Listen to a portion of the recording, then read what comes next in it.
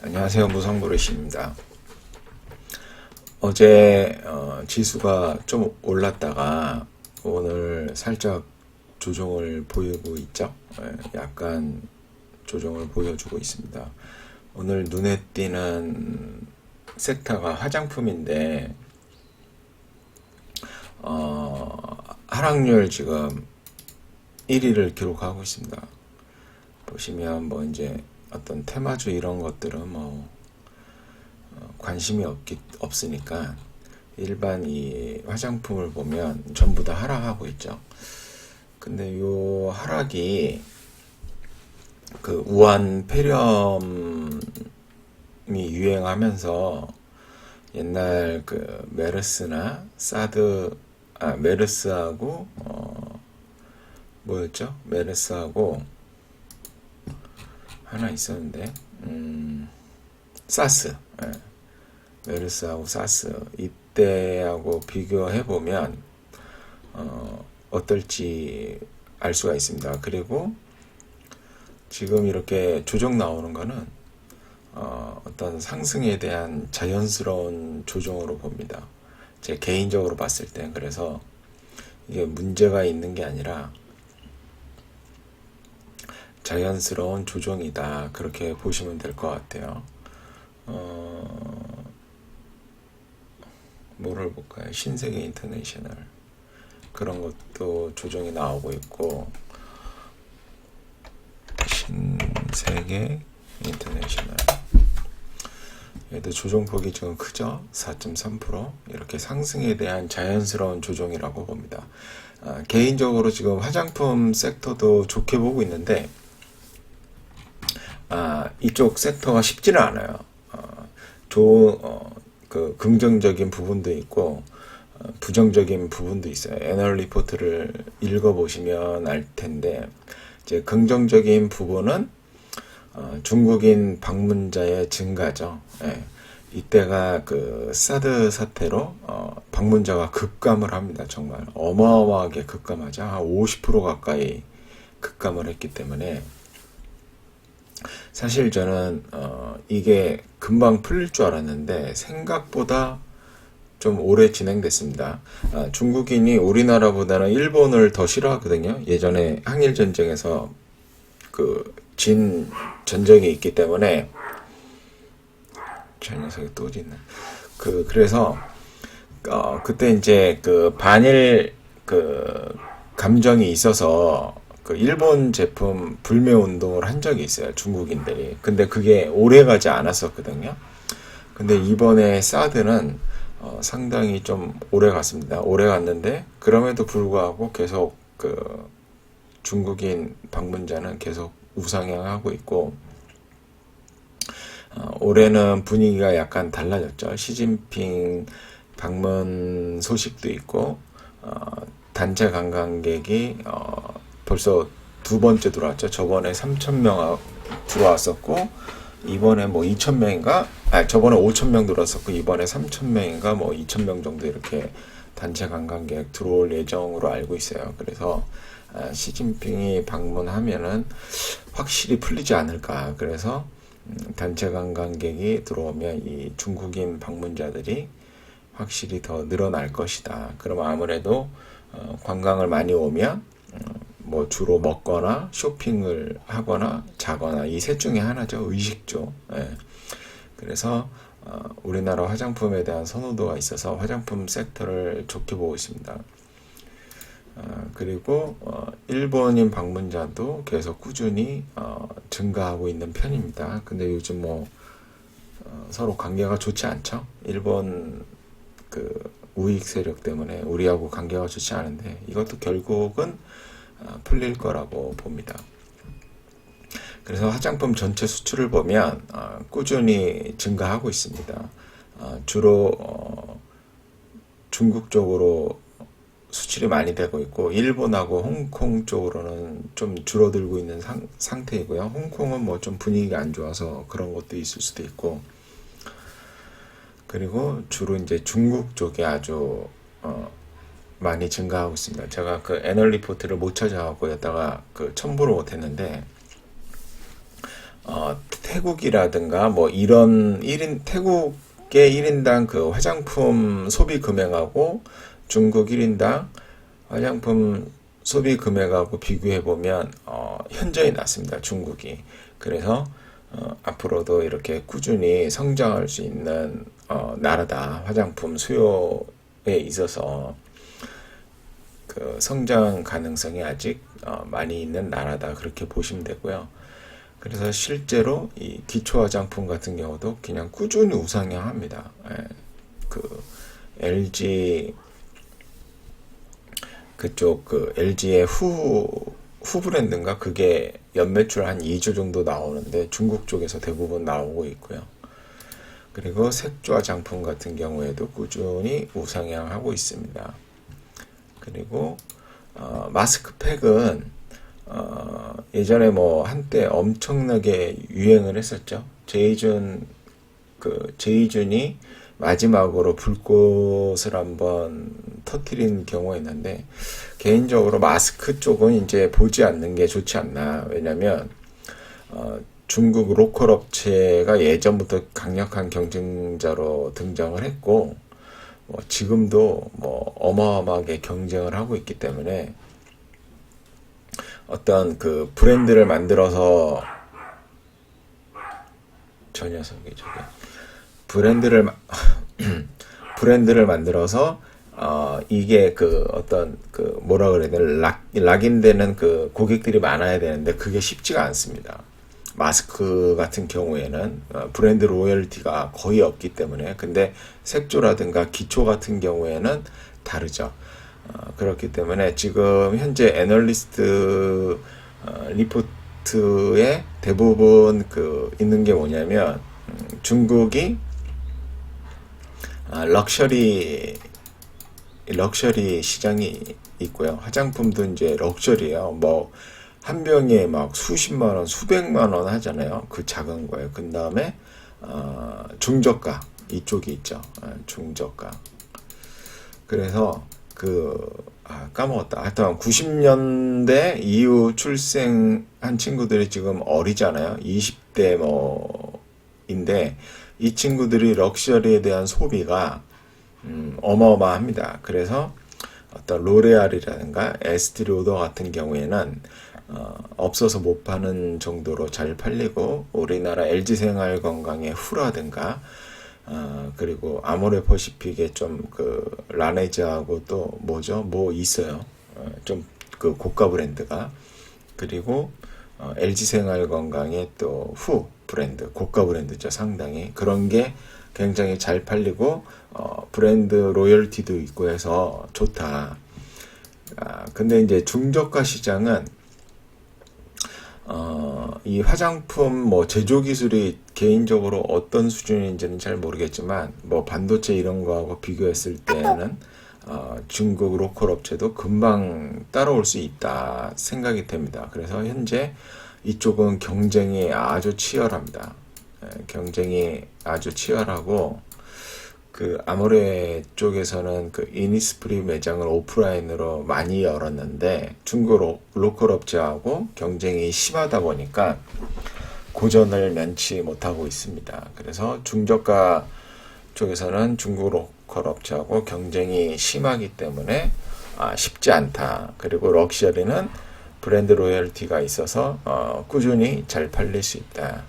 한마디로 브랜드를 만들어가는 능력 그리고 마케팅하는 능력이 아주 중요한 요소로 봐야 된다 이렇게 보시면 됩니다. 그래서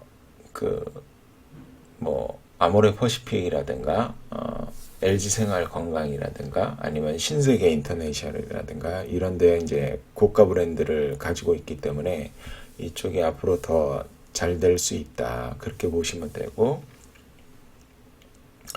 그리고 이제 중저가 브랜드에서는 확실한 브랜드 로열티를 갖고 있는 기업에 한해서 투자 대상을 삼는 게 좋다. 그렇게 보시면 되고요. 그리고 이제 OEM, ODM 업체인 한국콜마하고 코스맥스하고 그 다음에 하나 또 뭐가 있더라? 코스메카 코리아인가 아마 있을 겁니다.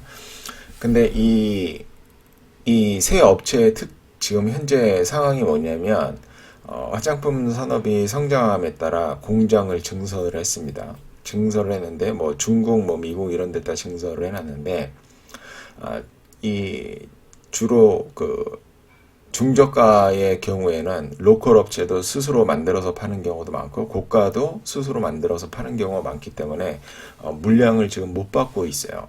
그래서 그쪽 실적 개선이 좀 쉽지 않다. 당분간 가동률이 높아져야 되는데 그 중국 로컬 업체랑 경쟁이 심해서 물량 받기가 쉽지 않다. 그렇게 보시면 되고요. 그리고 용기업체 펌텍코리아하고 연우 여기는 고가 브랜드 쪽에 나가는 물량이 있어서 조금 수혜를 받을 가능성이 있다 그렇게 보시면 돼요. 그리고 지금 현재 이제 우한 그 폐렴 그것 때문에 그 조정을 받고 있는 것으로 보입니다. 현재 제가 봤을 때는 왜냐하면 전체적인 어떤 그 중국 시장의 성장으로 인해서 화장품 산업은 계속 성장할 거라고 보거든요. 그럼 이제 뭐 꼭 과거와 똑같이 진행된다고 볼 수는 없지만 어떤 과거의 경험을 기본으로 해서 현재 상태를 판단해 볼 수 있거든요. 예전에 그 사스 2003년도에 사스로 그 발생했을 때 줄었습니다. 당연히 아무래도 통제를 하겠죠. 그리고 이게 사망으로 연결되는 거기 때문에 좀 조심합니다. 아무래도 언론에서 맨날 떠들고 하니까. 그래서 이때 줄었습니다. 인바운드가 우리나라 들어오는 인바운드가 줄었고 하지만 이게 딱 끝나자마자 다시 예전 수준으로 증가해서 인바운드가 들어왔다. 그리고 2015년도 메르스도 이때 뭐 정말 핫했죠. 우리나라 그 중동 여행자들이 메르스에 감염돼서 입국하는 바람에 또 많은 희생이 있었는데 이때도 뭐 그 없었죠. 뭐 백신이 아니라 치료제 뭐 그런 게 없었죠. 지금 있는지는 잘 모르겠습니다. 지금도. 근데 그때도 이렇게 인바운드가 급감을 합니다. 뭐 사람이 당연하죠. 그 치사율이 높은 질병이 유행하는데 거기를 기꺼이 가려는 여행자가 있을까요? 당연히 없죠. 그렇지만 이때도 2분기 만에 방문객이 다시 예전 수준으로 회복을 했다. 그러면 현재 우한 폐렴이 지금 중국에서 난리죠. 좀 심각한 상황인데 결국에는 치료제를 만들겠죠. 치료제 만들고 어떤 그 통제? 이렇게 뭐 통제라고 할까요? 이렇게 감염자들을 이렇게 격리 수용 같은 걸 하잖아요. 그렇게 격리 수용을 하게 되면 이제 전염이 잘 안 되면서 그 질병이 사라지게 되죠. 그러면 우리는 이렇게 볼 수 있습니다. 이 두 가지 예에서 보시면은 메르스는 2분기 만에 회복을 했고 사스 같은 경우는 4분기 만에 그러니까 1년 만에 회복을 했으니까 뭐 이번 경우에도 어떻게 될지 모르지만 언론에 나오는 뉴스를 잘 읽어보시고 진행 상황이 어떻게 되나 회복되는 상황인가 아니면 그 뭐죠? 더 심해지는 상황이냐에 따라서 화장품 섹터에 대한 그 접근을 늦추면 될 것 같습니다. 그래서 그동안 시간을 번 동안 공부를 좀 하시면 되겠죠. 공부를 열심히. 그래서 저는 너무 좋게 봐서 화장품 섹터를 너무 좋게 봐갖고 이렇게 보시면은 이제 요거는 LG생활건강인데 다 팔았습니다. 지금 현재 뭐 콜마는 급등했을 때 잠깐 팔고 아직 갖고 있고 호텔신라도 다 팔고 뭐 콜마 이런 거 다 팔았습니다. 애경산업도 팔고 펌텍코리아 이런 것도 쉽지 않다 생각하고 다 팔았거든요. 그래서 이제 다시 기다리고 있는 거죠. 이게 진정될 때까지 다시 기다리고 있는 거죠. 그래서 너무 뭐 심각하게 보실 필요 없고요. 이렇게 주가가 하락할 때 상대적으로 저평가되는 것이니까 앞으로 중국인이 화장품을 더 많이 사용할 것이고 중국의 어떤 그 GDP가 성장함으로써 소득 수준도 높아지고 이런 어떤 미에 대한 그 관심도가 더 높아질 수밖에 없기 때문에 계속 좋은 결과가 나올 수 있다고 봅니다. 단 어떤 브랜드의 로열티가 없는 기업의 경우에는 이익 증가에 대한 어떤 지속성 이런 게 유지되지 않을 수 있기 때문에 그런 기업은 좀 피하시는 게 낫고, 꾸준히 이익 증가를 내면서 지속적으로 이익 증가가 가능한 기업을 찾아서 투자하시면 좋은 결과를 만들어낼 수 있지 않을까, 개인적으로는 그렇게 생각합니다. 그래서 주가 떨어진다고 겁먹고 그러지 마시고요. 상대적으로 저평가되는 것이기 때문에 좋게 보시고 얼른 공부를 하세요. 그리고 항상 투자는 남이 좋다더라 뭐 이런 말 듣고 사는 거는 정말 바보 같은 그 방법입니다. 예, 왜냐면 이제 이거 좀 여담으로 얘기하자면 뭐 제가 잘난 게 아니고 저도 똑같습니다. 여러분들하고 똑같은데 좀 멍청해하고 우매하고 하지만 이 판단 근거가 항상 내재되어 있어야 됩니다. 우리가 그 기업들도 기술 같은 게 내재화가 굉장히 중요한 요소잖아요. 왜냐하면 내재화가 되지 않으면 반드시 비용 증가를 불러옵니다. 어제도 블로그에 LNG 그 GTT에 대해서 썼는데, LNG 운반선의 그 본행창의 그 방식, 그게 그 멤브레인 방식이 GTT에서 그 특허를 갖고 있습니다. 그래서 국내 조선사는 LNG 운반선을 수주해서 그걸로 멤브레인 방식으로 그 본행창을 짓게 되면 배값의 5%를 로열티로 지급해야 됩니다. 매번. 그러니까 2천억짜리 배를 수주받으면 100억을 그냥 띄워줘야 됩니다. 100억을. 물론 조선사가 갑의 입장에서 뭐 판가를 마음대로 조정하면 상관없습니다. 그냥 더 웃붙여서 받으면 되는 거니까요. 근데 그렇게 할 수가 없죠. 예. 세상이 그렇게 만만하지가 않기 때문에. 그래서 그 내재화가 안 된 거죠. 그 기술이. 그러니까 비용이 발생되는 겁니다.